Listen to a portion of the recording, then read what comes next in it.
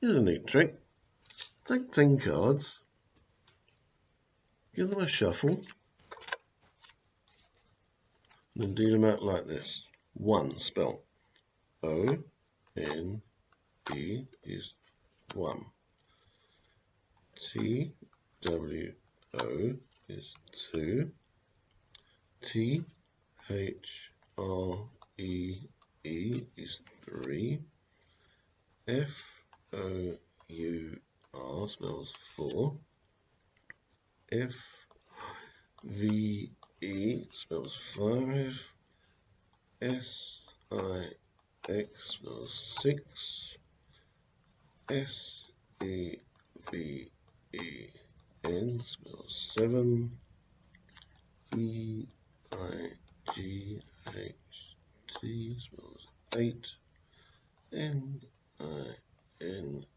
is 9. And 10. A neat trick if you know how to set up the cards.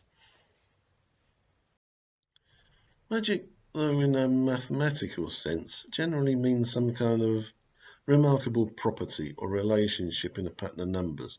A magic square is a perfect example. This one, the low-shoe magic square, contains the digits 1 to 9 arranged in such a way that each row, column and the two main diagonals add up to 15, and I'm sure you've seen it before. Except for rotations and reflections, this is the only 3 by 3 magic square using the digits 1 to 9. But you can construct 3 by 3 magic squares using other sets of numbers.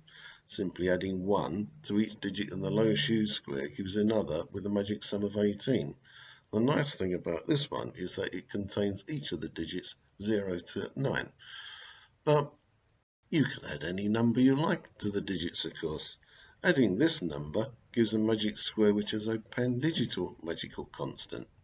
And just in case you're wondering, it's also possible to construct magic squares using pandigital numbers. And here's another that has the added property that the magic sum is also pandigital. And there are larger ones like this too. Here's one of the 4th order, and one of the 8th order, and one of the 9th order. I haven't found any of the 5th, 6th or 7th order like this, but, well, I live in hope. Multiplication is another way to produce a magic square. The product of the numbers in each row, column and diagonal of this square equals this pandigital magical constant, and it has the added magical feature that the magic constant is also a perfect square. There's another type of square called an anti-magic square. These have the unusual feature that each row, column and the diagonals add to different numbers.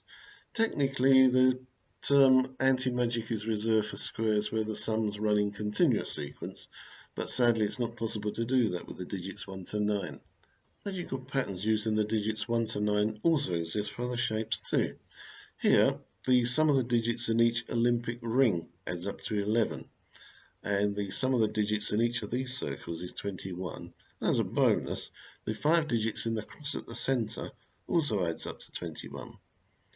Each side of this pentagon adds to 16, and each side of this triangle adds to 19. There are several other ways to do this with triangles and pentagons, not necessarily with the magic sums of 16 and 19. So, as a challenge, see if you can place the digits 1 to 9 in this triangle so the sides add up to the same number, and the sum of the squares of each digit adds to another magic number. Answer at the end of the video. And finally, you may wonder why I chose this symbol as a logo for my channel. Well, it obviously contains all 10 digits, which is what my channel is all about. But the square in the center clearly isn't any of the magic squares we've seen so far, but it is still magical. Firstly, you'll notice that 2 rows, 2 columns and the 2 main diagonals each add up to 18. The remaining row and column each adds up to 9, so their sum taken together is 18. The sum of the 4 corners is 18, and the sum of these 4 is also 18.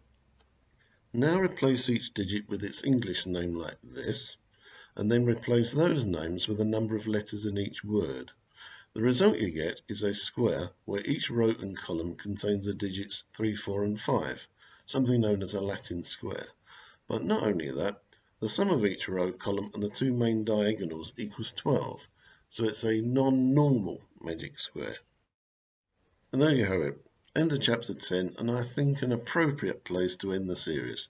Thanks very much for watching. If you followed from the very beginning, I hope you enjoyed it. I certainly enjoyed putting it together.